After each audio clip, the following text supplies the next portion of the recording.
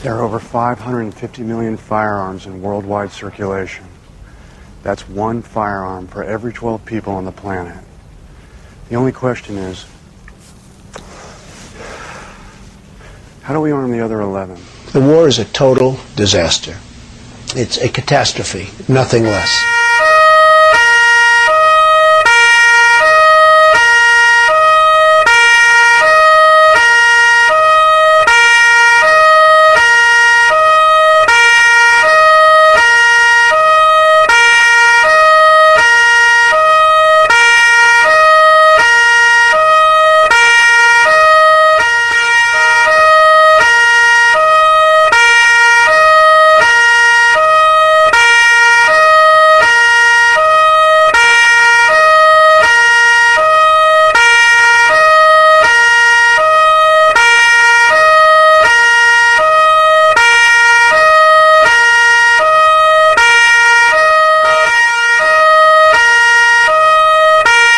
Welcome to the boardroom.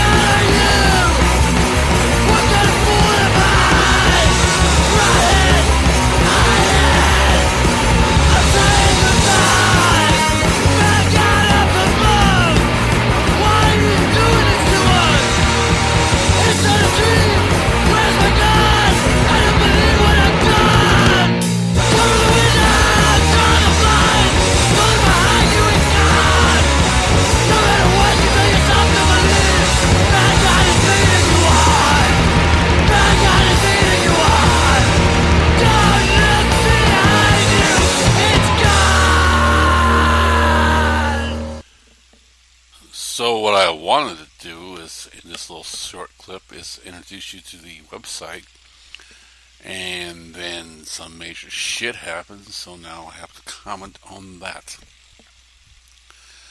And there's some importance here, and why I decided to go from describing how my website / movement aspirations are. I have to comment on the events in Charlottesville, Virginia, because I don't have a podcast on for about another 3 or 4 days, but this is impending. It's like breaking news. That's what it really is. Breaking news. It's something that has to be discussed. And so it's going to be discussed as the opening to my website / movement, or website being politics, pop culture, and carnage, and the movement being the Patriots Liberal Party. And what is the Patriots Liberal Party, you might ask? Is it something that is going to become some kind of movement looking to endorse leadership? Maybe.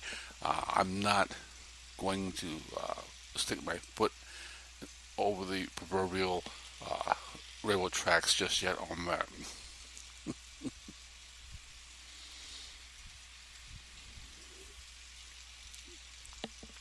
What I'm looking for is a lot of people who are like me, who are not just pissed off at the current administration and Republican politics, but also are upset about the liberal response to those politics.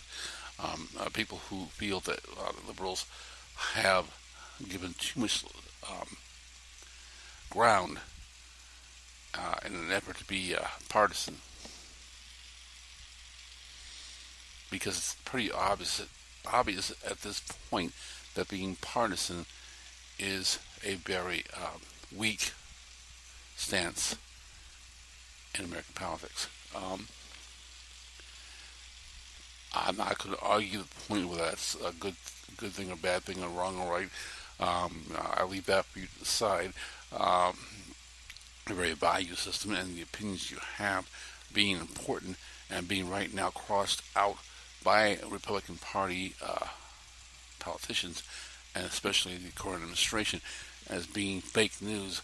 Um, and the situation that happened in Charlottesville, Virginia, emphasizing the point that we are at a breaking point in our history. Because we are. Um, Briefly go over a little thing of reasoning behind this that upsets me most more than anything else, and even as a liberal upsets me, is this in fact this obsession with the media to go over stories that are, although of great value, Russian collusion with Trump administration and Kim Jong Un.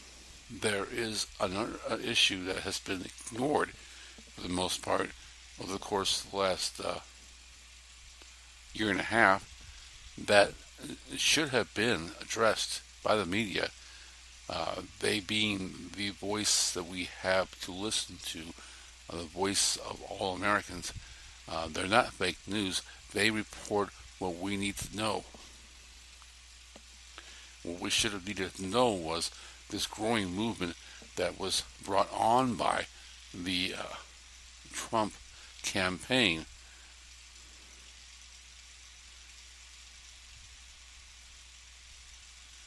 And that's white supremacists. And while Donald is correct in stating that they have been around for quite some time, they have not ever had an opportunity to actually have a voice in the arena of politics until Donald Trump came along.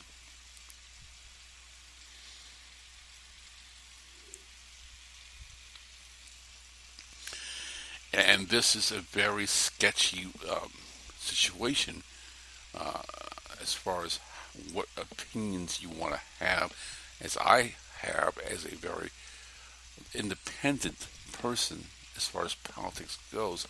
But as Bernie, I tend to lean toward liberal values as being the more positive path to not only economic recovery in this country, but social. And when someone like our own president is not willing to call out someone so cowardly uh, as this white supremacist who rammed his car into an innocent protester, and I will call her innocent because she was just protesting. That's the right of every American.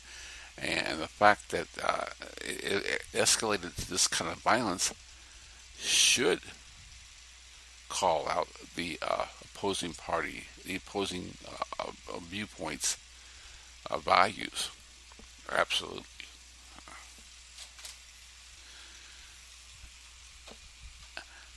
And the reason I kind of had to bring this up when I actually just wanted to give you uh, the ideas and values of this website and of the party that endorses this website is because how much are the American people willing to take before they stand up and realize they've made a very grave error.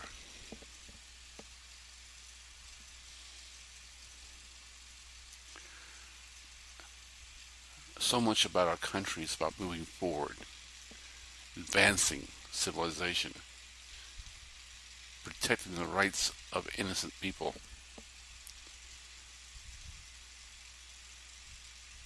Having a very hard stance against those who would oppress their own people, dictators, and hate mongers.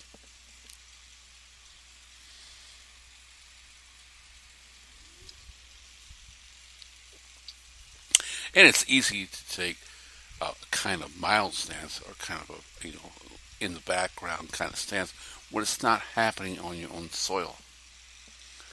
It's very easy to say Kim Jong Un and other dictators are evil and should be brought down when you're not part of the people that are oppressing, and it's not happening on your own soil. And now it is. It is because we dropped the ball. We did. As Americans, we dropped the ball. What would it have been easier to have elected Hillary Clinton, knowing her background, knowing that she isn't trustworthy, knowing that she's part of the political machine that has kind of put us in a position in this world stage as kind of not very likable people, to be honest. But as I and Frank discussed in length in previous podcasts, it became a situation where we had to choose between the lesser of two evils, and somehow we chose the greater of two evils, Donald Trump, who proved unequivocally to finally show his true colors. And the response we have to this is very important. We now know we have a president sitting in the White House whom does not oppose, and this is important wording I'm putting here, because it's not saying he approves, but he does not oppose a white supremacism. He does not oppose the KKK. He does not oppose neo-Nazis. He does not oppose white supremacists. Now, again, remember, when I say that I'm not saying he approves. I'm just saying he's not willing to oppose.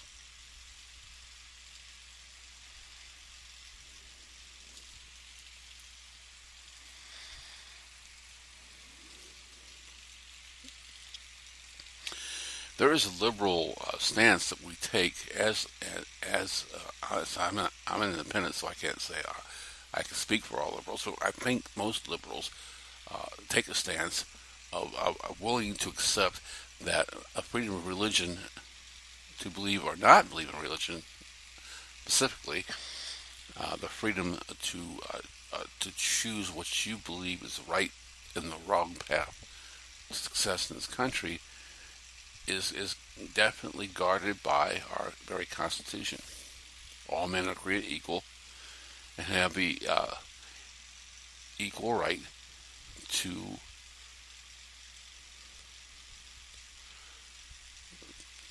pursue prosperity. In the business world, the president we have right now kind of has at the very core at least some constitutional beliefs and values equal to that, as far as understanding it, that he has himself progressed from being someone with little or no money to being wealthy, albeit through a more royal status. But nonetheless, he does at least have, I hope, a vital understanding of the importance of being able to have the opportunity to prosper without having daddy or mommy give you money, to put it bluntly. The point I was trying to make here, I guess, that I kind of got off the wheels on, is that we, in a constitutional environment, all men are created equal and should have the equal opportunity to pursue their dreams. White supremacists, their very doctrination, they're very core of their beliefs is completely opposite of that when you look at it from the constitutional standpoint, from the very first phrase, all men are created equal. Because if all men are created equal, the white supremacist movement has absolutely no stance, no leg to stand on. They have absolutely nothing to stand on.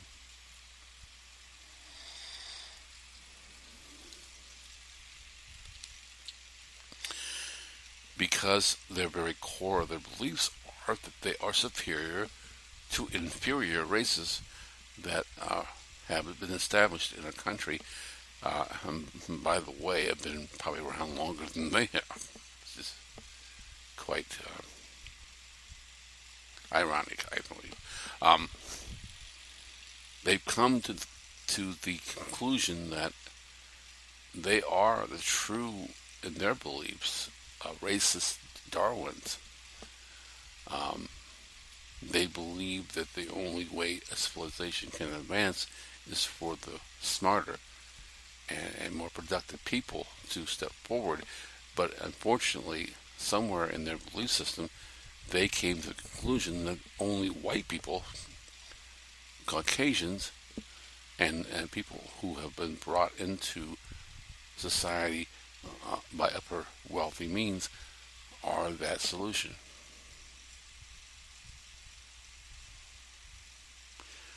And again, as I began this whole statement, we have a president now in the White House who's not willing to or able to condemn those beliefs.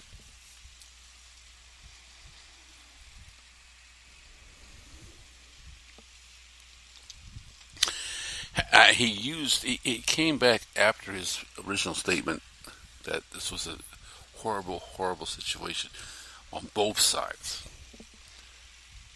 And right away, if you hear his first statement, you immediately, your jaw drops to the ground. Excuse me. He's saying that it's not only wrong for white supremacists to protest. By the way, in Charlottesville, Virginia, was the taking down of General Robert E. Lee's statue in front of the courthouse. It was not only wrong for them to protest their rights to have their heritage displayed. The president is saying it was wrong for people on the other side who believed in freedom for all men and non-racial opportunities and non-racial discussion. It was wrong for them to protest the KKK, neo-Nazis, and white supremacists. That's just mind-boggling to me. I'm sure he has said so many things off script. I'm sure when he said it, he didn't realize the words he just said were so hateful to the values of the Constitution and American beliefs. Did it just as kind of in a sorrowful manner, trying to seem comforting to the American people, when he did just the opposite. The saddest thing about this whole thing is not that. There's two sad things here. The first sad thing is it took him 48 hours and the news media to call him out. And his advisors, more than likely, his Republican Party members, saying, "Sir, that was just ignorant. What you just said is, you basically took the side of white supremacists by not taking a side against them." And so he had to rephrase it and came back and changed his opinion, which is what Donald Trump has been doing for the last year and a half. It's so sad to watch a man who thinks he can take both sides and wait to see who fights it out and then say, "Hey, I was right," because he can never be wrong. you take both sides, you can never be wrong. You just always are on the right side. You just wait to see who makes the better fucking argument, and then if you try to do that in college, in political history science class, and had to have essays, and you took both sides, any goddamn fucking teacher worth his weight at all would call you out and say, you haven't taken a side, sir. You've taken both sides. You haven't made an essay. And Donald Trump has never made, in his entire political career, which is very short at this point, an essay. He has not taken a side and made his point. He's not done what any politician on the face of this fucking planet could do in his fucking sleep. He has not gained the ability in a year and a half right now of campaigning and 8 months of being president to actually understand what it takes to be a politician and to take a side appropriately. He's very good at giving you great middle estate kind of type slogans. The greatest plan ever. The greatest thing. We've done the greatest things. No one has ever done this before. He makes statements that are so fucking far out there that you just like understand his base, and then you understand why. But as a follower of politicians, I give Donald Trump at this point in his administration a straight F. No D minus. I thought about D minus. No, straight F. And in this Charlottesville, Virginia situation, he definitely showed me not only his true colors, but he is a straight F. To come back 48 hours later, after making a most ridiculous statement that any president could make, Obama tweeted on the Virginia situation, and I haven't read it yet. I'm going to. I don't even have to read it. Really, I don't. I know it's 100 times better what Trump said. And that's not just being particular to liberals or Obama fan. It's just obvious. How can you make a worse statement than both sides are at fault? In a rally against racists and Americans, both sides are at fault? Sir, I mean, really.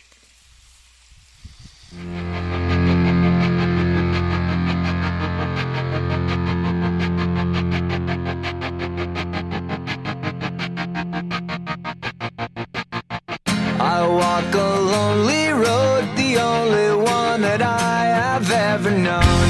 Don't know where it goes, but it's home to me, and I walk alone.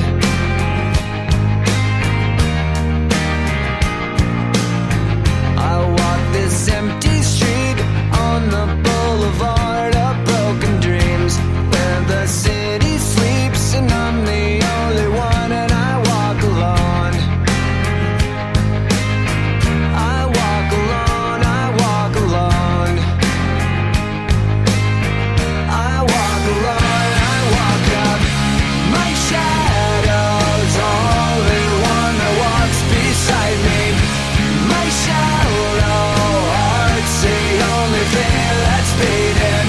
Sometimes I wish someone out there will find me. Till then I walk alone.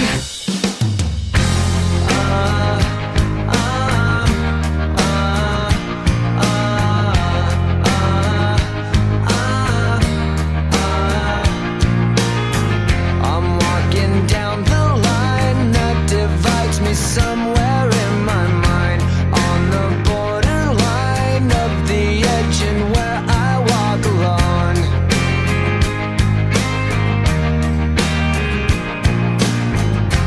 Read between the lines what's fucked up and everything's alright. Check my vital signs and know I'm still alive, and I walk alone. I walk alone, I walk alone. I walk alone, I walk up like shadows.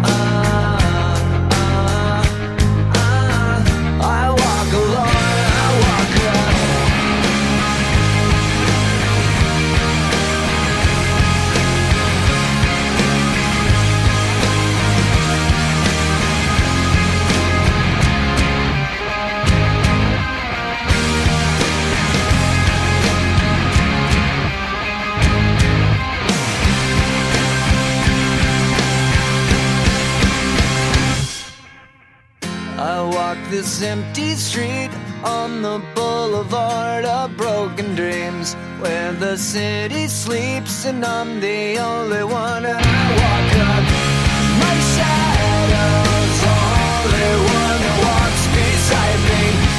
My shallow heart's the only thing that's beating. Sometimes I wish someone up there will find me. Till then I walk alone.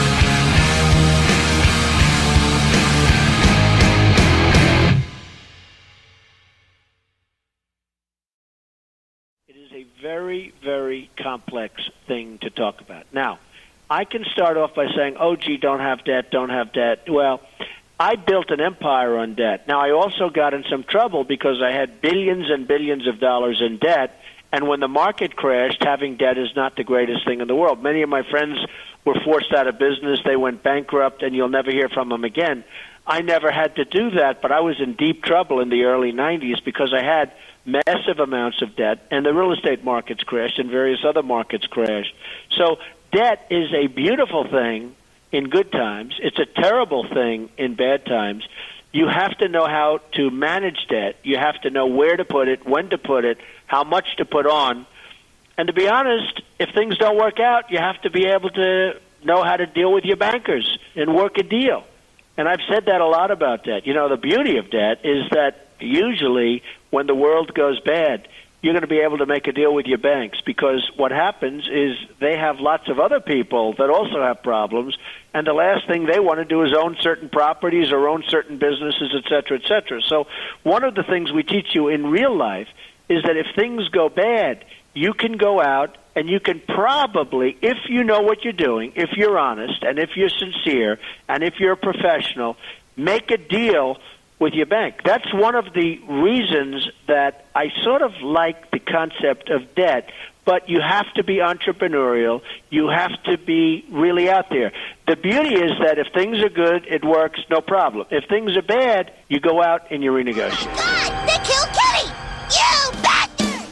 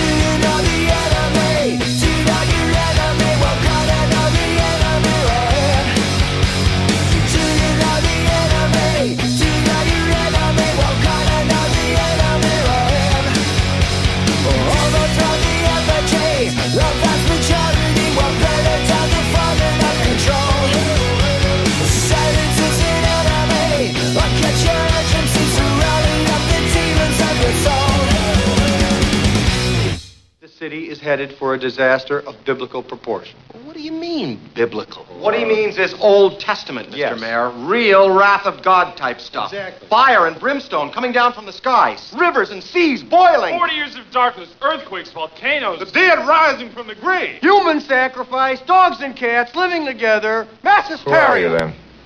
Just a fly in the ointment, Hans. The monkey in the wrench. A pain in the ass. You have me at a loss. You know my name, but who are you? Just another American who saw too many movies as a child. Another orphan of a bankrupt culture who thinks he's John Wayne, Rambo, Marshall Dillon. I was always kind of partial to Roy Rogers, actually. I really like those sequin shirts. Do you really think you have a chance against us, Mr. Cowboy? Yippee-ki-yay, motherfucker. So, where was I? Oh, yes. The retraction, or amendment, whatever you want to call it. I'd call it the fake amendment. We can go over fake news in a little bit here. I'm going to. This has become a podcast because it has to be at this point. I've had a lot on my mind, and I've been kind of busy with a lot of financial situations. And summer, come on, it's summer in Illinois. You only get 4 months out of the year. It's fucking nice out, so you gotta sit in a room and podcast a lot during the months of June through August. No.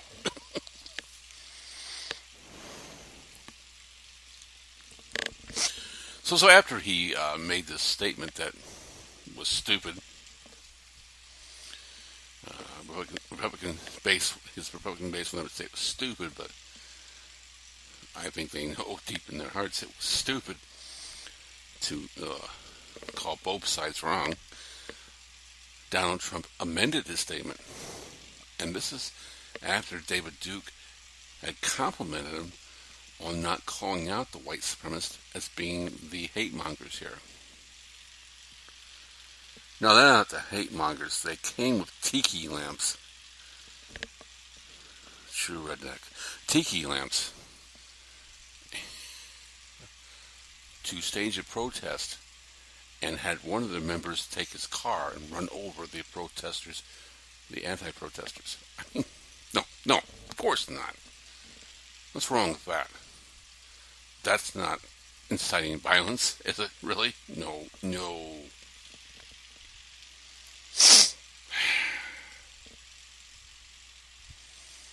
But if they weren't truly wrong, then President Trump should not have had to have amended his statement, right? He called it like he saw it. Both sides are wrong. So if the white supremacists were wrong, and the only ones wrong, why amend it? Why say something more the following Monday?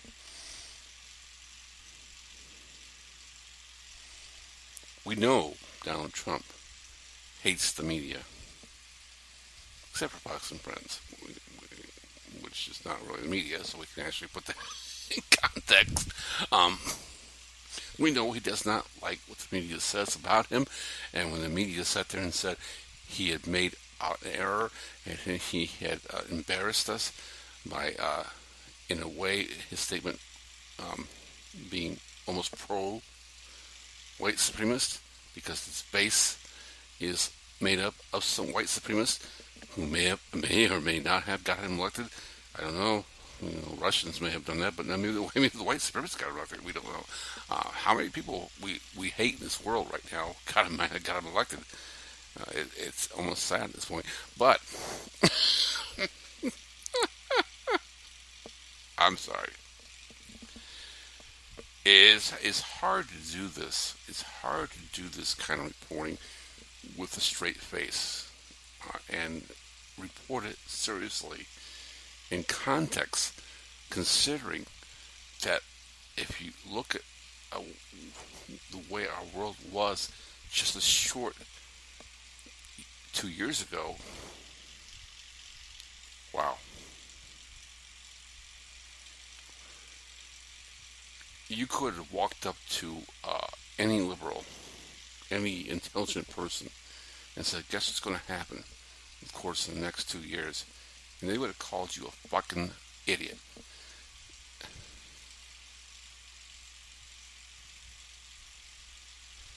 No way.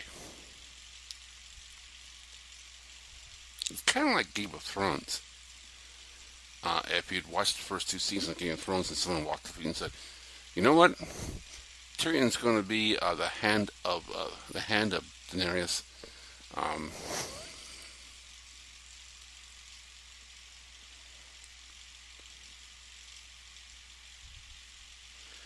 And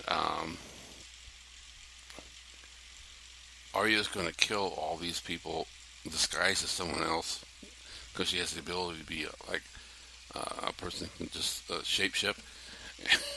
And Bronn's going to have his eyes go totally white and can foresee things from afar, miles and miles away.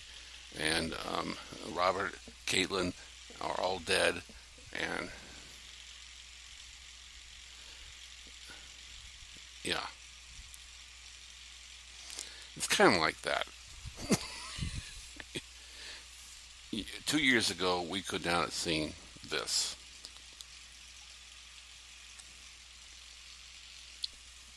If you had asked me 2 years ago who the President of the United States would be at this point, I would reluctantly say Hillary Clinton. I'd love to say Bernie Sanders, but I would reluctantly say, yeah, Hillary Clinton. It's the establishment, and that's how politics works. Politics always invokes the true leader of its beliefs. So why are we surprised when politics decides politics is overrun, actually, not decides, they overrun by people who are pissed off or tired, sick and tired of politicians because they always say one thing and do another, and eventually it's going to happen. They're going to finally bind together and put somebody in office. But the unfortunate problem with the person they put in office is, although he's speaking the word of the people, what they want to hear, he has no experience and no desire to actually implement any of the things they ask him to do. He just takes advantage of the situation. Hey, well, okay, you're all pissed off. Vote for me, and we'll see what happens after that. That's basically Donald Trump. And comes back, okay, coming full circle here. I get on rants because it just amazes me. It just amazes me the situation that's occurred here. It never in the history of America has probably happened. And in fact, I'm venturing to say I'll even put a little Trumpism in there. In all of our times, this has never, ever happened. It is the most amazing thing ever, politically. And to come full circle again, after 2 days to consider the media basically slamming him and calling him nothing short of a white supremacist, I'm sure his advisors basically told him, we've got enough pressure going on with the Russian investigation. Your polls are, oh shit, look where your polls are at. I mean, I'm not even sure. Well, I can say it. I can trumpet it. No president has ever had lower polls than Donald Trump in his administration. I can say that triumphantly.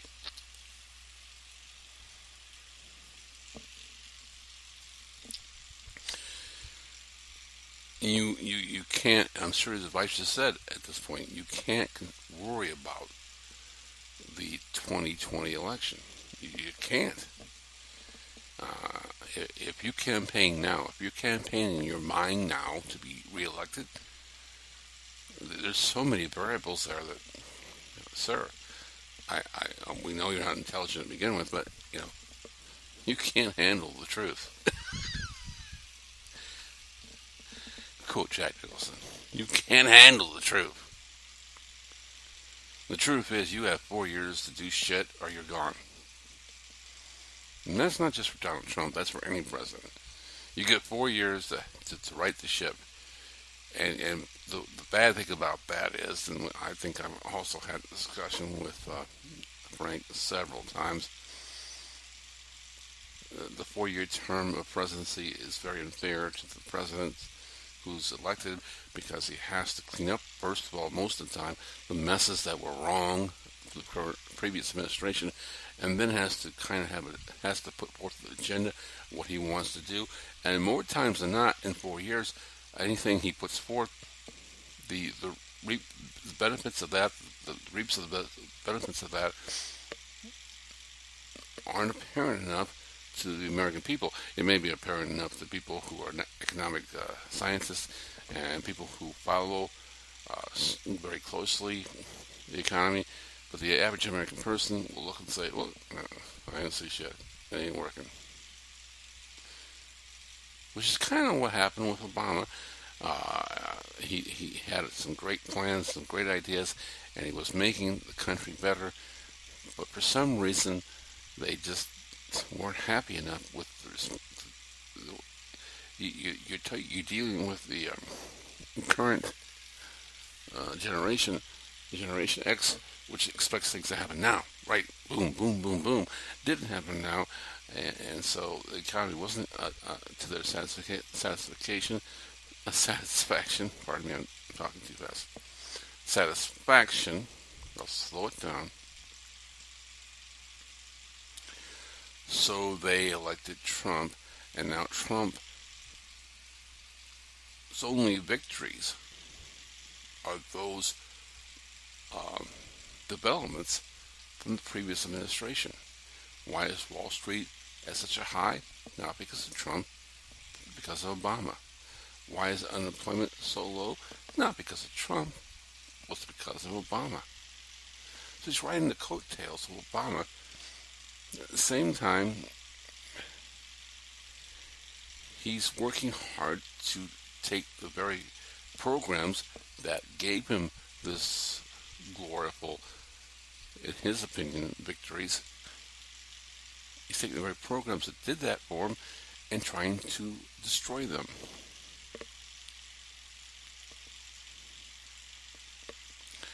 And shows along the way while he's doing this, the very fact that even though the reason he got probably elected was he was not a politician, the problem is he's in a job that requires you to have some knowledge of how to be a politician.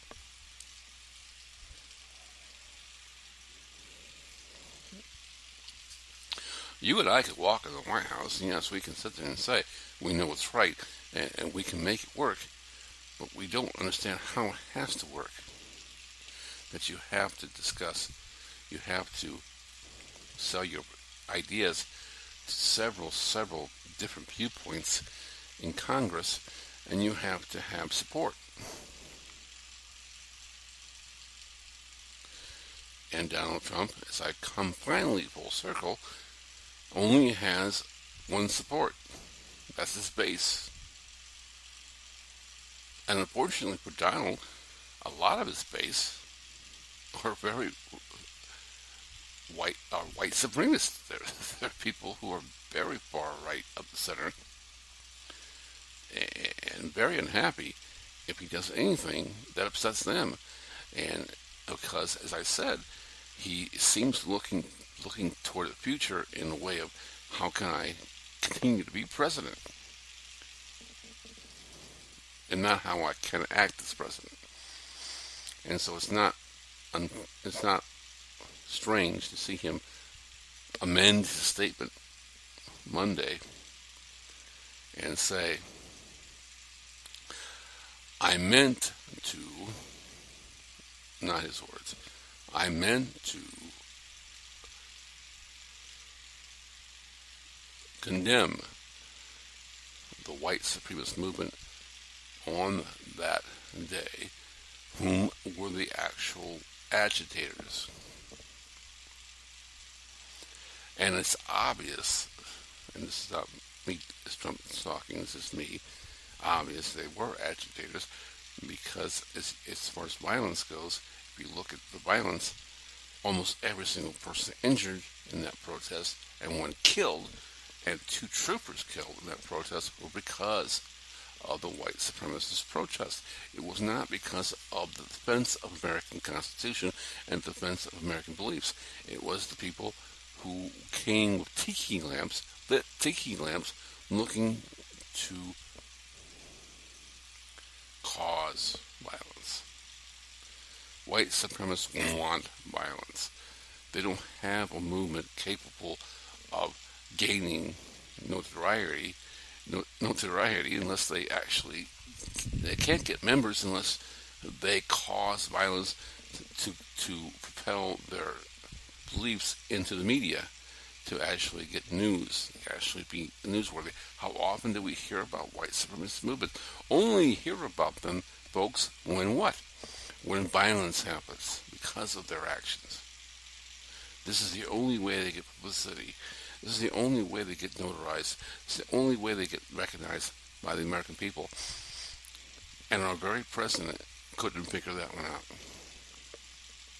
Till 48 hours after making a ridiculous statement and came back and called them what? Repugnant.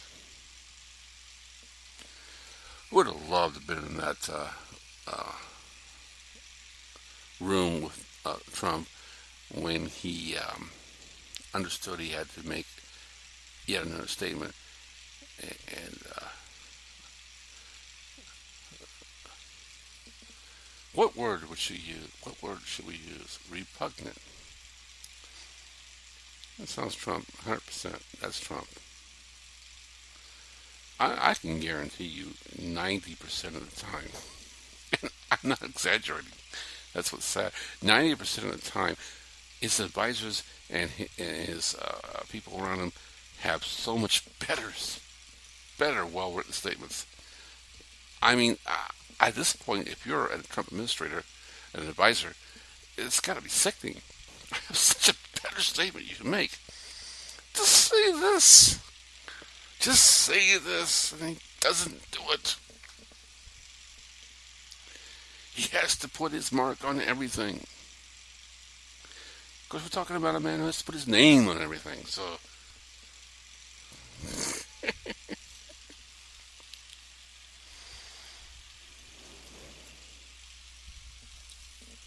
So this has been the politics part of the podcast. As I try to make my format more to the title. And I just end with this, and a short thing to say. It's a short thing to kind of throw out there. I think the most frustrating thing, not just for liberals, but just for all Americans, is that we've been kind of babied. I wouldn't say babied so much. What's the right word here? God, I wish the right word was here. Because it's the perfect word for it. So I can't, so let's say, just accustomed. We have spent the last 4 decades very accustomed to having our politicians, and especially our lead politician, be eloquent in what he says, diplomatic in what he says.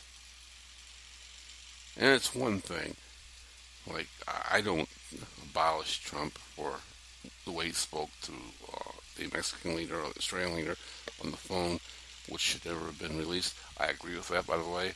I'm not 100% against vice, folks. I call I can see it, and that was not appropriate. As I'm sure many world leaders have discussions that, if we were privy to it, would kind of make a jaw drop and say, whoa. But when it comes to speaking to the American people, when it comes to making announcements and releasing statements about tragedy involving not just our country but other countries, we expect eloquency, the diplomatic give and take that has been always there for all politicians. You just don't. You don't. You don't. You don't speak like Trump.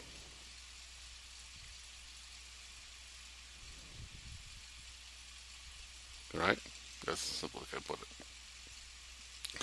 I don't walk into my boss's office looking to get a raise and saying, you know, I do the most amazing job.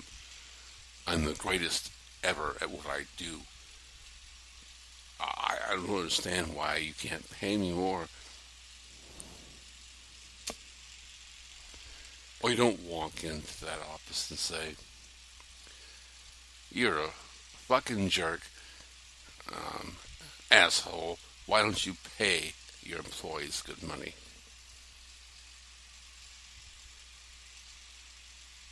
Even the average American worker can understand diplomacy and not even have to have been educated in politics or educated in fucking shit. You just know there's a right way to say things and there's a wrong way to say things. And this is what this entire podcast is about, really, basically, isn't it, folks? There's a right way to say things and there's a wrong way to say things. And most of us have difficulty with that, but we've always had one common thing, one common thread that's kept us secure. The very first person in this country, the first president, the man we look up to, does that. Always.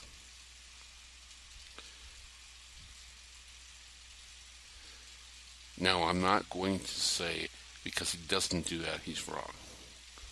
I'm not going to say that is something wrong about someone speaking the way they feel and just, not reading from scripts and giving out their expressions. But I do believe that when it comes to the office of the presidency, that doesn't comply.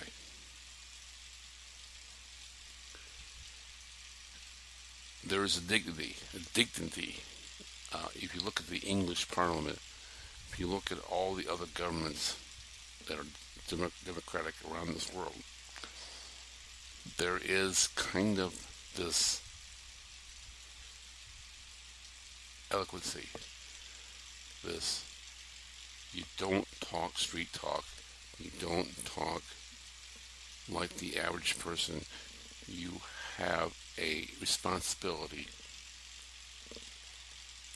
to be eloquent, diplomatic, and to carefully word everything you say. It's a responsibility, and it should be a responsibility, a big responsibility for world leaders. It is the one thing that separates us, I believe, from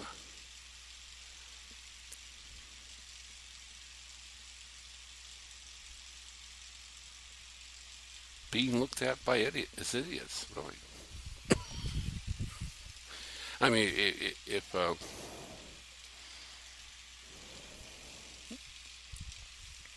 it is one thing for you or I to have a comment that might be off color or looked at as being racist or biased or buffoonist. It's one thing for us to say things like that. And we do. And I do in this podcast constantly. I say some shit that's just completely... Well, I'm sorry. Maybe I shouldn't have said that. But, I for all what comes to my head.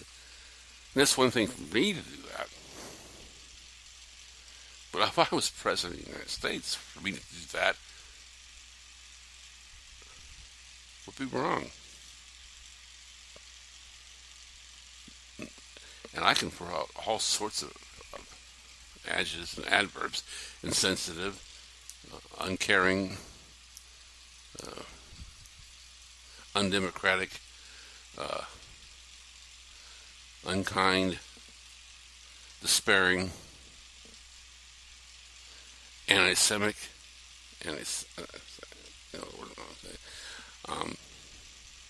belligerent, disgusting, immoral, inapprehensible, idiotic,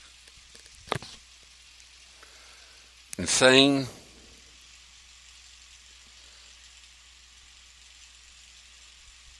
anti-intelligent, inconsiderate, distasteful,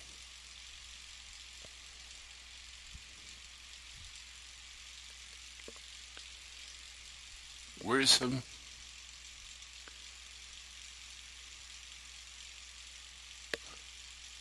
unfactual,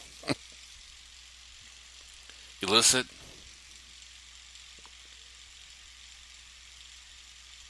did I say disparaging? I'm not sure. Disparaging, again. Uncaring, indecent, inappropriate, illogical, unscientific, desperate, angry, belligerent, ridiculous, unproven, fake. All those statements I just made previous to this, our president has been accused of his statements being just that. Name one president who has those many statements made against him for everything he said. And if you can find that person, then you can condone what President Trump said when he said repugnant. What he says to me is repugnant.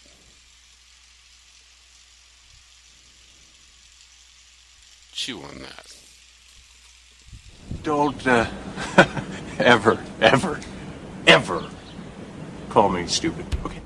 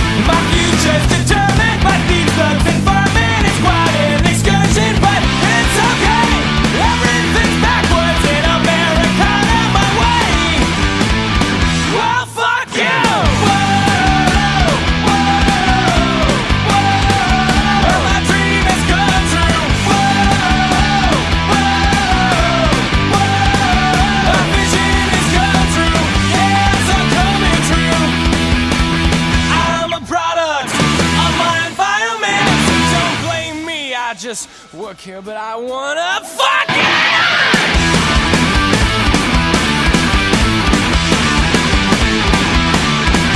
My rights are denied by those least qualified, trading profit for pride, but it's okay. Everything's backwards in America, out of my way. Well, fuck you!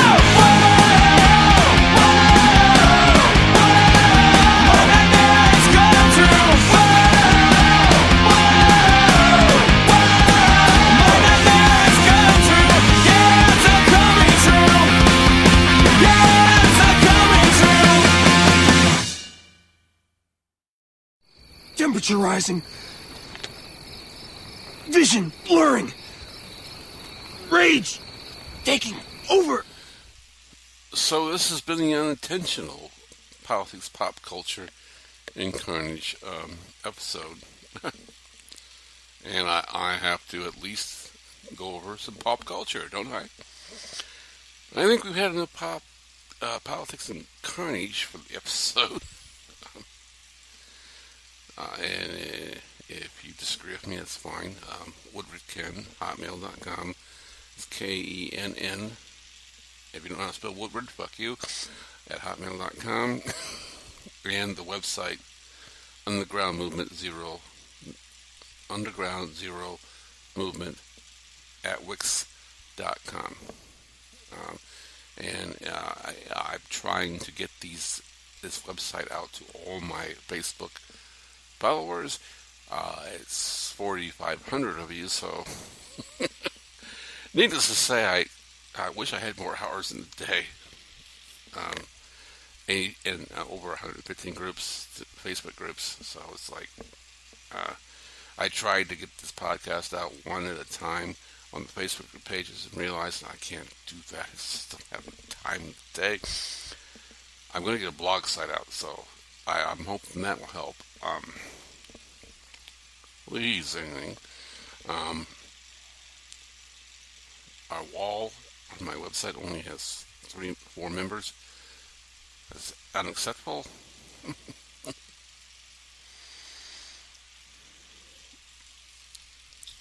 So let's get into pop culture. Okay, it's 8/16/2017, in case I didn't date this. So last night, or 2 nights ago, episode 5, Game of Thrones Season 6.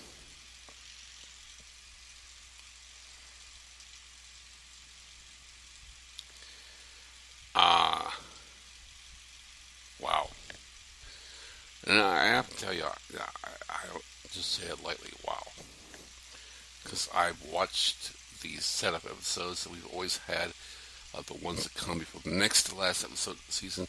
It always seems to set up the battle that becomes the biggest episode every single season. The not the last episode, but always the next to last episode becomes the big episode. And I have to tell you right now, I hope you don't follow that pattern completely, because I'm going to tell you right now, I think we're going to have 2 setup episodes to a final episode of Season 6. And I'm sorry, it pisses me off more than you can imagine, because I work that Sunday, the final season finale.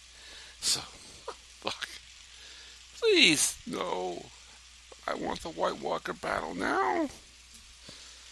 I just don't see it happening. And I'll tell you why. After watching episode 5. We have to go, first of all, to Bronn, who is showing us what's going on the East Watch. The distance the Raven travels is very important in this episode, because it gives you at least some idea, as if you want to do some math, how fast they're walking and how fast it will take them to get to the East Wall. And then again, you have to understand Game of Thrones timelines and how much time each episode covers. But here's the thing: you have the Jon Snow party now, with the mountain and all that, heading out past the gate to confront White Walkers to try to capture one. And it seems to me that if Jon Snow followed his brother's visions, that he may have an idea of how long it would take the White Walkers to get to the wall. Right? If you decide, well, shit, they're going to get here before I have a chance to capture one, or maybe I just capture one at the battle, right? Why does he feel the necessity to get out of the gate and capture one if the gate itself might be in danger? I think that the more likely scenario, and I'm going to give you one, I always give one one prediction, and I've been so fucking wrong the last 3 episodes, and thank God I haven't had time to talk to you about it on the podcast, because you call me the idiot, because I thought Jaime was going to be captured by Daenerys, and that didn't happen, as we immediately found out in the episode.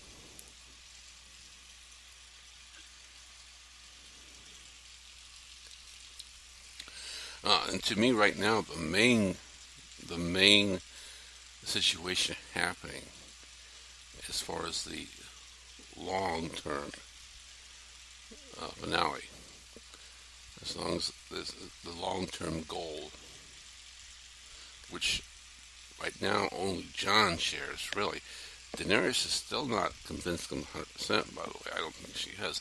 But Jon knows the long-term goal here is to defeat the White Walkers by any means necessary. And he alone, right now, really, him and Sam, I mean, both know the real threat here. They're spending their time at this point trying to convince others. And at this point, yes, Jon has at least shown Daenerys the cave writings beneath Dragonstone, but is that enough? We don't know. Daenerys still has a very big vengeance going on here against those who took away the throne from her father, and so it's hard to imagine that she's still not considering that. Even if she believed the White Walkers were a threat, I believe Daenerys still believes that we need to take care of getting my throne back, and we can battle them. That's the way I think she's looking at it, really. I think the way she's looking at it is, yes, this is I believe you, Jon. I've seen the writings. Yes, there are White Walkers. Yes, they are a threat, but so is Cersei. So that's the way she's looking at things. Where Jon is just looking at one threat, Daenerys is looking at two.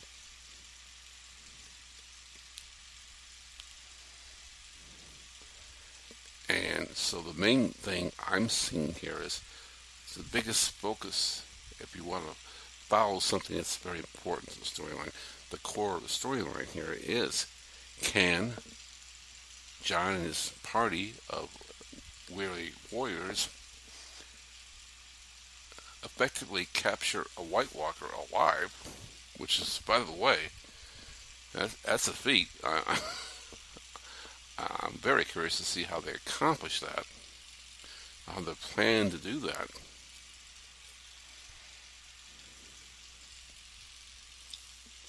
And then transport it to King's Landing. And how do you transport King's Landing successfully?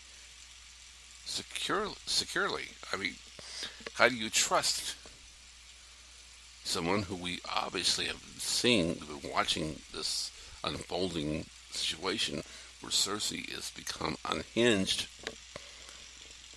power hungry. She's the Mad Queen at this point, isn't she? I mean, how would you say she's not the Mad Queen? She just had Melisandre, the Snake people, the gal who poisons her daughter with this evil way to get even. She, even after hearing that Tyrion was not the one who killed her son, still holding a grudge, and now she's pregnant, and now she's giving this lecture to Jaime as they embrace, don't ever betray me again, and kind of evil vibes. Jamie's fucked, folks. If you look at Jamie's situation, wow. How fucked and how deserving he is to be fucked, right? He is fucked.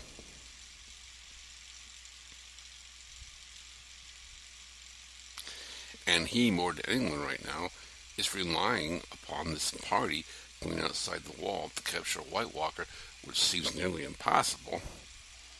And as they're doing this, the White Walkers are approaching the wall for a battle that we all look at. 71-minute run. Anytime you see a Game of Thrones episode go over to 60 minutes by that much, you anticipate it's because there is a battle. So here's my hypothesis. Like it, hate it, fucking, I don't care. I'm a JB fan. I'm a Tyrion fan. And I'm a Jon Snow fan. I'm a Daenerys fan. So I'm looking for some sort of plot line that keeps all these characters not only involved but alive. Okay.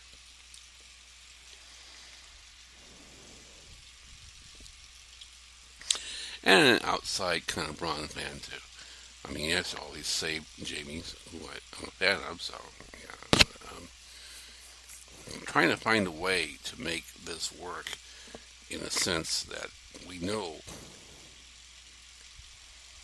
I think we know what characters will not be around for this series finale.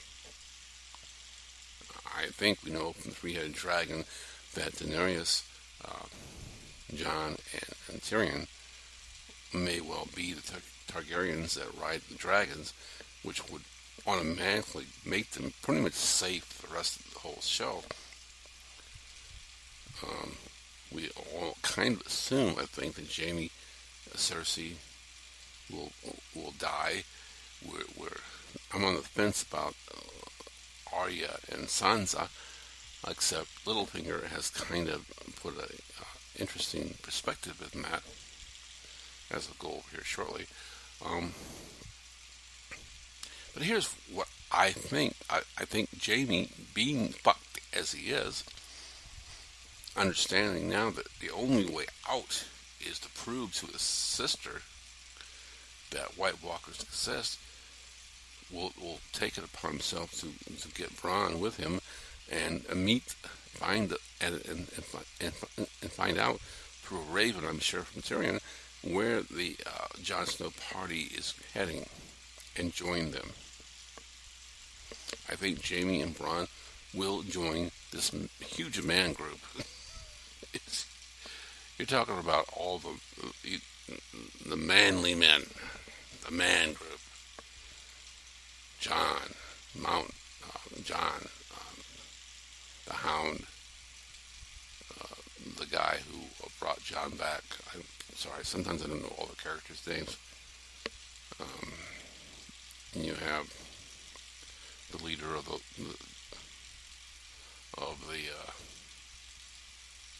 Wildlings.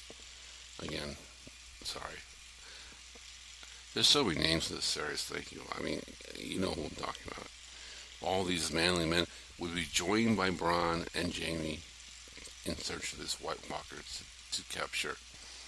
And in their effort to capture, they will be successful. But by the time they get back to the wall, I think they all will witness the breach of the wall. Because it wouldn't make any sense for Jon to be at the wall when it's breached, because almost everyone will die at the breach of the wall. Right? Everyone's going to... I mean, who's going to survive that battle? The White Walkers are like zombies. They attack, kill you, and you become one of them. It's almost an indescribable way how you survive that. You don't. So the only way you survive that is not be part of it. And that's how all these members of this party come to be witnesses and not part of the breach of the wall.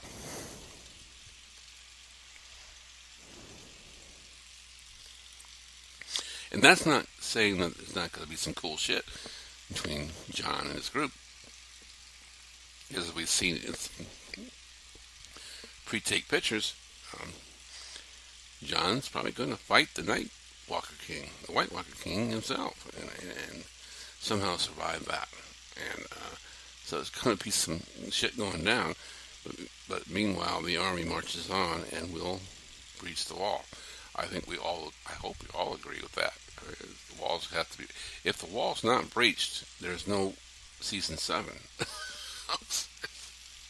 If the White Walkers fail to breach the wall, it's game over and there's no season 7. So obviously they breached the wall, and it obviously makes sense that John and some of the main characters that we've grown to know and love aren't there when the breaching occurs, because everyone there basically will die. And we're all hoping, I'm hoping that Sam, who's heading, unfortunately, for the wall, will also not arrive in time for that, but we'll find out through either Ravens, Scrolls, or somehow find out that, yes, the wall's been breached, the first line of defense is gone, and the importance of dragon glass has become very substantial. And then we come back to what I said was. I think right now, the one main thing that has to happen for them to survive, all of them to survive, is somehow John and his group gets this White Walker to King's Landing. And that itself has some logistical problems, obviously.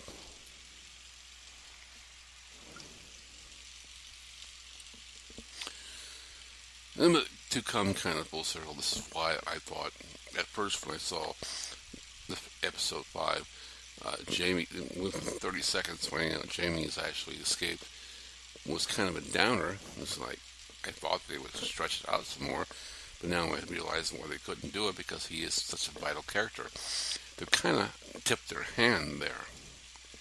Because think about it, if you're a screenwriter, if you're George R. R. Martin, Jamie falling to the bottom of a lake in full armor, and Bronn, who's falling with him, who's just saved him from the dragons, from Dragon, you could have drugged that out for 2, 3, 4, or 5 episodes. You could have drugged that out in season 7, halfway through. Is Jamie alive? Is Jamie dead? We don't know. No, within the first 30 seconds of the next episode, well, there he is. He's not only alive, Bronn has saved him from the lake, and they've escaped. Which is, to put it mildly, a stretch, folks. The Targaryens have taken over that entire area. There's a dragon in Daenerys who saw him fall into the lake. For him to escape is, well, we have to always say, with these series, it's important to realize it's fantasy. When you try to involve reality with fantasy, good luck with that. It's not going to work. But then again, storyline, it's kind of important. And we now find out, I think they tipped their hand, that Jamie is an important character at some point past this point where he could have died. Jamie has something else he has to do. And I don't think it's just warning Cersei about the White Walkers. I don't think it's just meeting his bastard brother. Sorry, tip off there. He has a purpose that has not happened yet. Which is kind of what happens in the series. When you see a character you think should be dead, they have a purpose that hasn't happened yet. We all thought Littlefinger had played his last hand. He's done. He hasn't had. He doesn't have anyone else to influence. So he should have been killed, because Arya spent all this time, episode, was it season 3, with the Mountain. Or, I'm sorry, the Hound. I keep saying the Mountain now. The Hound. Well, even though we haven't seen it on screen, it could be assumed the time they spent together that at some point in time, Arya would have brought up her parents' death, and the Mountain witnessed Littlefinger admitting to Ned, "You should have never trusted me." That would have came through somewhere, right? And two and two together wouldn't took too much.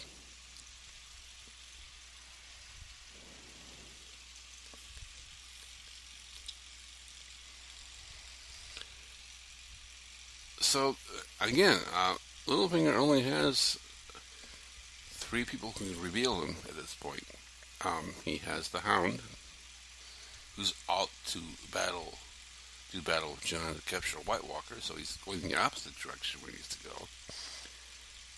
And he has Arya, maybe, who actually has spoken with the Hound about such events, and he has Bronn, who's basically told him, "Chaos is the ladder. I know your shit, dude. Everything you do."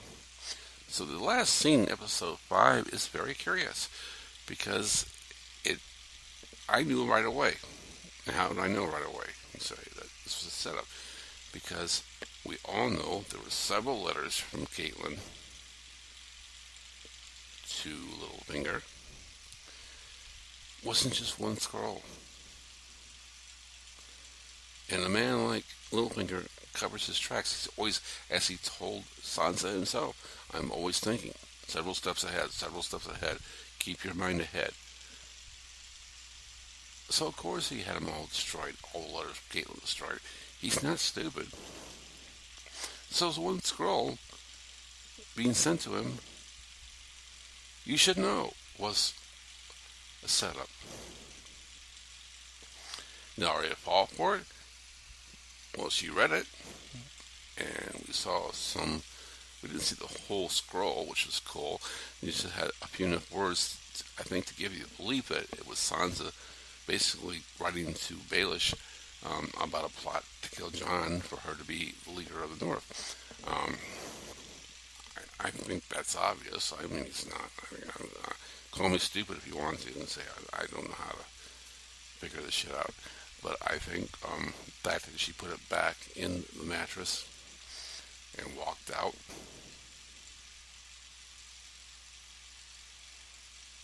is going to lead to an obvious confrontation between her and Sansa. But I still believe that blood is thicker than water, and that this unfortunately puts us in a situation where there's one or two characters. Always the Stark dies the next to last episode, folks. Always the Stark has died before the next to last episode every season. Will that continue? I would like to think that going to throw a curveball. George R. R. Martin's going to throw a curveball. And the curveball will be it. And here's how I see it. And this is a stupid theory. But so far I've been wrong in every theory I've said. So here's one stupid one.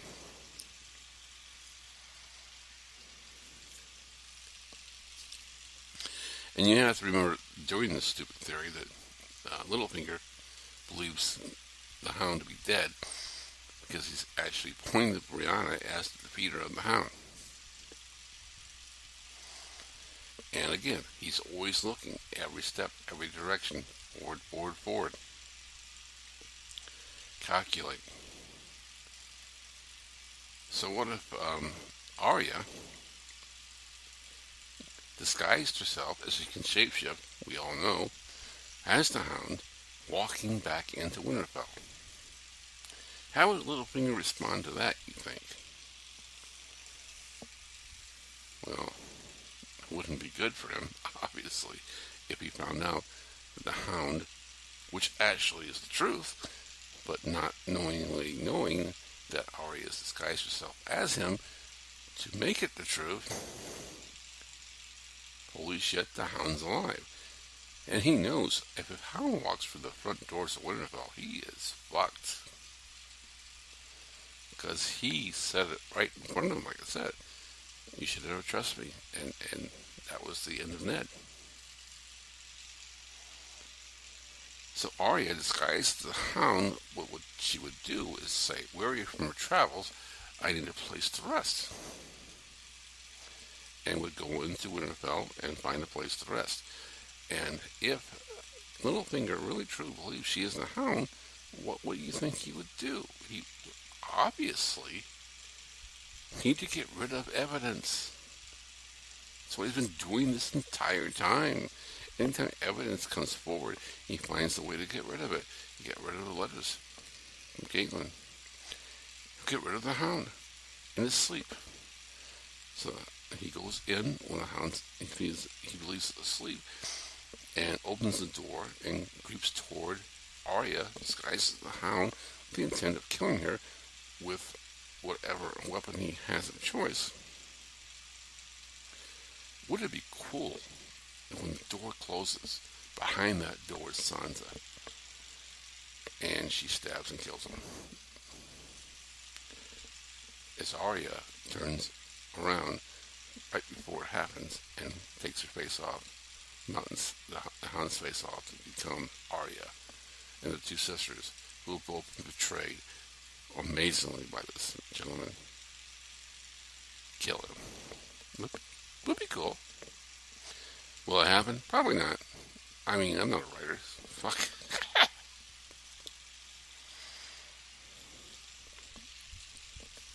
And unfortunately, there's another scenario where if you're looking for how the series is actually panned out, that makes more sense if you're looking at it that way, that Sansa will find out the truth, and because of that, Littlefinger will kill her. So, it's the amazing thing about Game of Thrones is it's kind of like very political. That's why I enjoy it, I think, so much. It's very political. It's always motivated by power and how to proceed forward to gain that power. And it's an amazing storyline, considering that more times than not, it does not involve the public opinion or the people being waved in support or against. It's basically mostly about the characters and their power between themselves. So if you're a political reader, as I am, this is a very intriguing story. So that's been the pop culture part of the broadcast. I hope I didn't bore you with my insight and beliefs.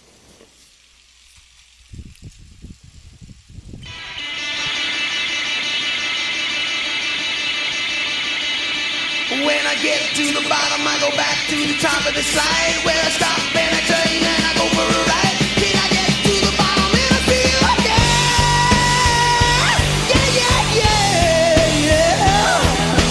Do you, don't you want me to love you? I'm coming down fast, but I'm miles above you. Tell me that you may feel love, but you ain't no dancer. Yeah, helter skelter, helter skelter, helter skelter.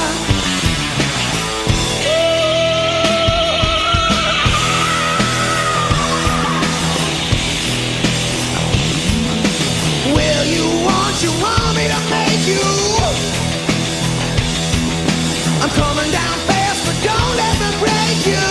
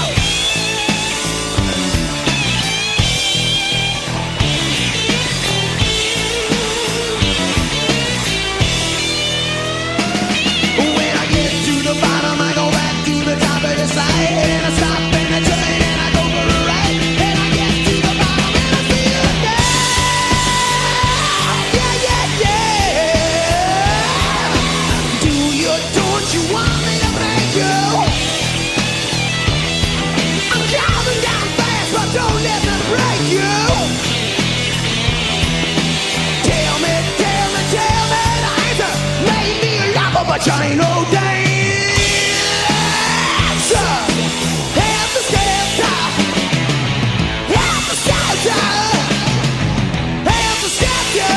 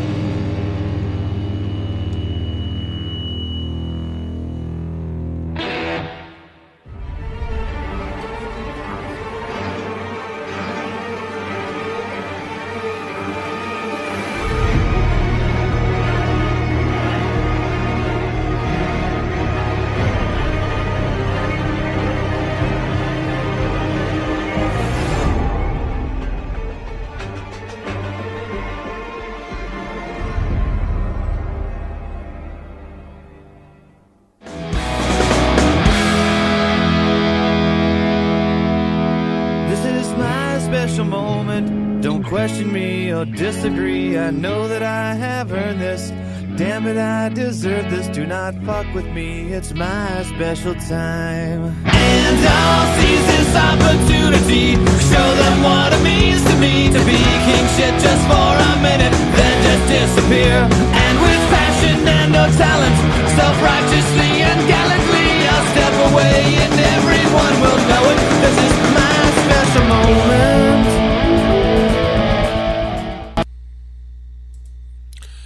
Oh, thank you, Karma, for the precious gift of life.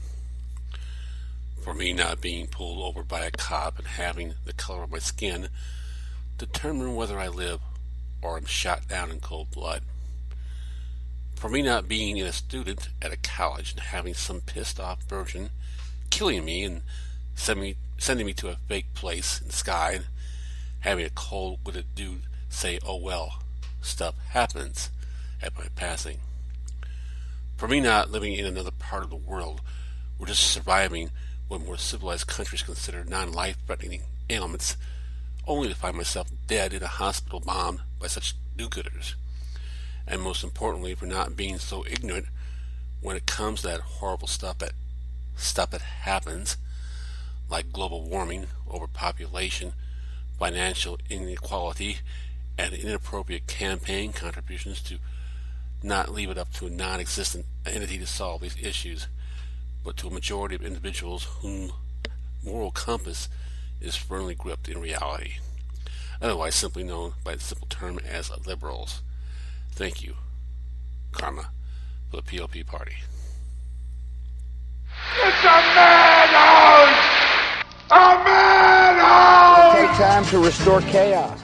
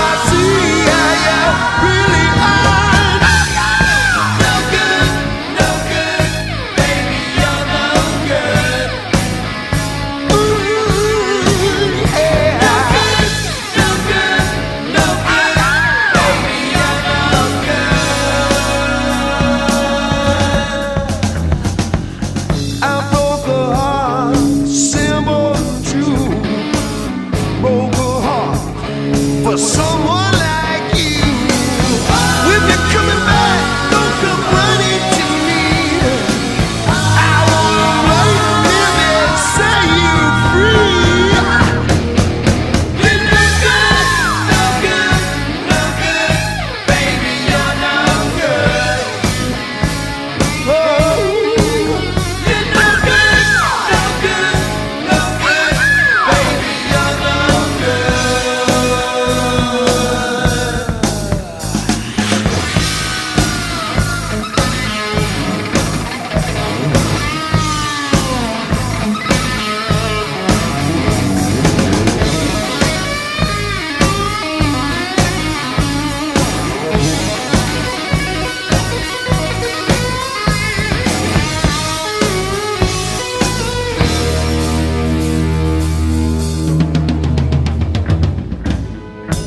I couldn't sleep at night, baby. Now you go on and do what you want to.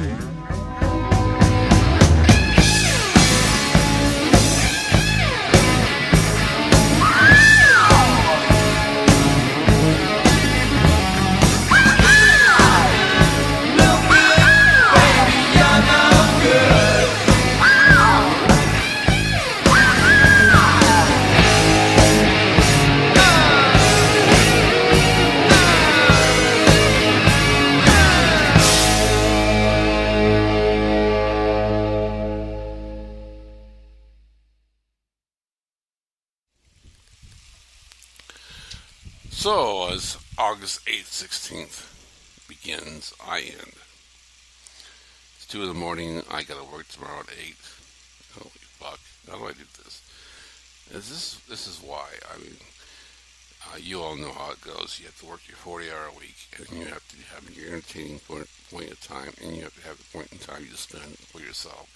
And this is what I do for myself. I do this not out of desire to be popular or desire to be liked or loved. Hell, I'd rather be hated. To tell you the truth, it's an easier thing to do. Ask Donald. I just do this because I feel I need to. There is lies the carnage. I need to do this because I see wrong. I want to right it, and I'm not Superman, I'm not Batman, I'm not Spider-Man, I'm just me, man. And all of you look at this and you see all this fantasy world revolving around you. Sometimes it's kind of strange to understand, but it really is something to look at, conspiracy-wise, that it is possible that there is a conspiracy to keep us in fantasy land. To give us heroes and villains that don't exist. To keep us occupied. The news itself is not fake news, but it's wrong news. Trump had it wrong. It's not fake. It's wrong.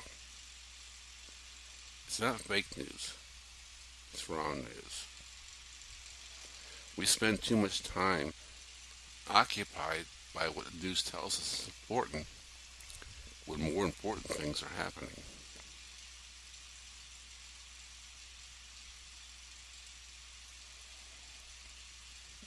It's not that Donald Trump isn't evil, and not that Donald Trump should be impeached.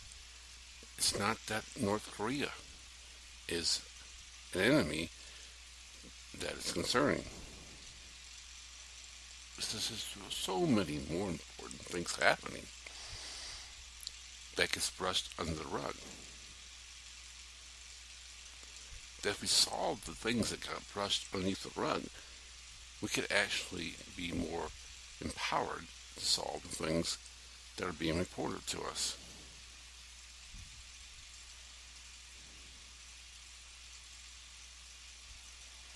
We spend so much time dividing ourselves politically, racially, socially, that we forget that if we united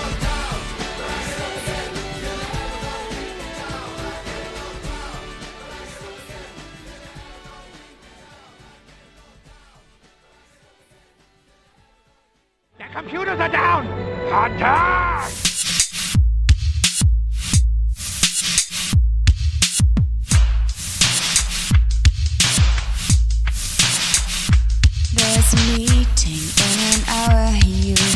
called to face the press. I've got the looks, I've got the power. There's a gun inside my dress, and there's a reason why I'm doing what I'm gonna do today. In the name of all that's pure, I'm gonna blow your head away, and I'll sing. I got angry with the government.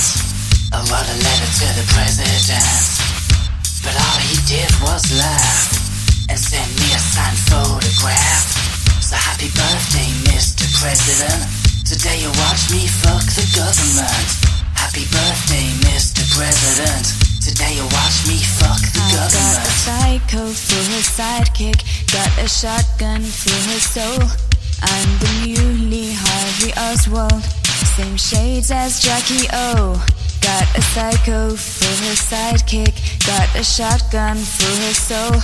I'm the newly Harvey Oswald, same shades as Jackie O, and I'll sing. I got angry with the government.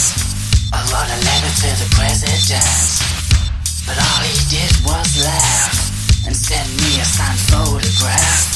So happy birthday, Mr. President. Today you watch me fuck the government. Happy birthday, Mr. President. Today you watch me fuck the government.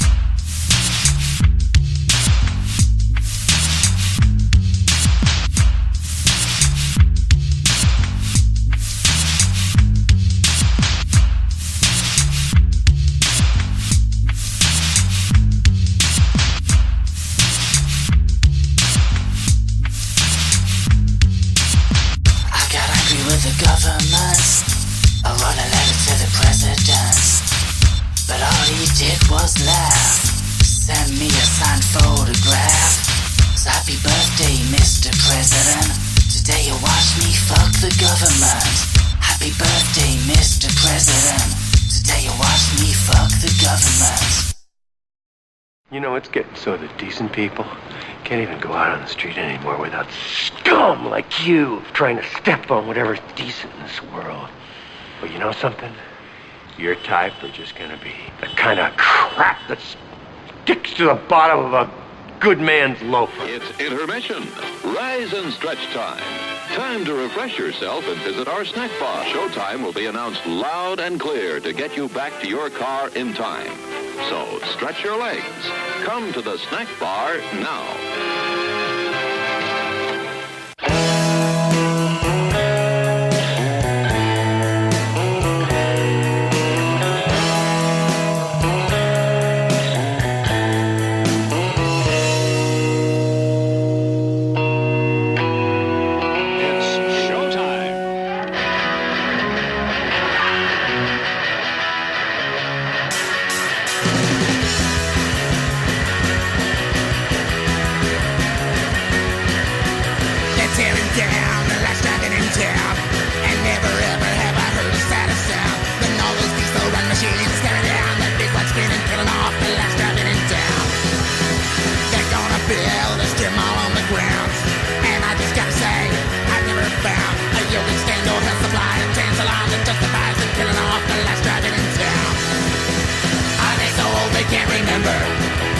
Drinking with their friends on Friday night, from April cold until September.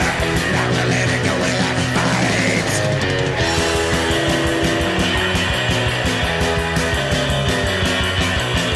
I can't believe there won't be any more James Bond or Planet of the Apes. All my dreams are still gone.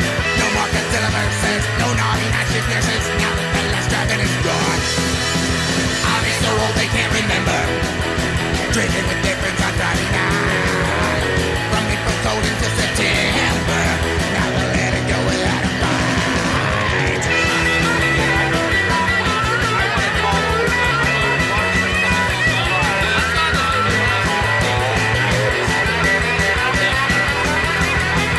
They're tearing down the last driving in town, and never ever have I heard a sadder sound than all those diesel run machines tear down that big white screen and killing off the last driving in town. Killing off the last driving in town.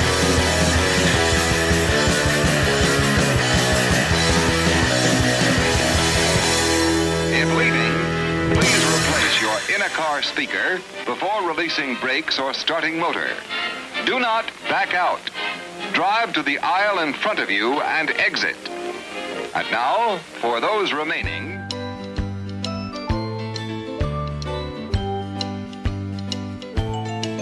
Oh, tiptoe to the window, by the window, that is where I'll be. Come tiptoe through the tulips with me.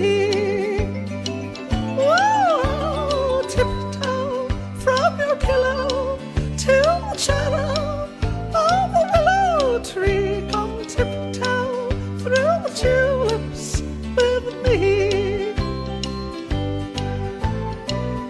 Lady, if flowers will stray, we'll keep the showers away. And if I kiss you in the garden, in the moonlight, will you pardon me and tiptoe through the tulips with me?